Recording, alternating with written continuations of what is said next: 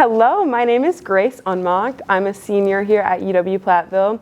I'm majoring in environmental science and conservation with a minor in biology. I changed majors halfway through my sophomore year. One moment that really made me feel like I was in the right field in environmental science is when we would often go outside for classes or really do a lot of lab work, get our hands dirty in the field.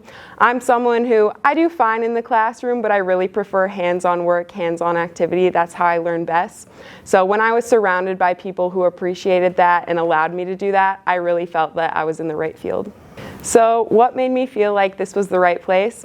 I can say definitely when I held my first drip torch and was helping with prescribed burns, I really felt like I was in the right place. That's an excellent opportunity.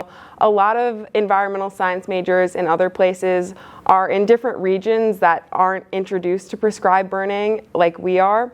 So I feel very thankful that I'm able to work with fire, and it's given me a lot of job opportunities in the future I can work with.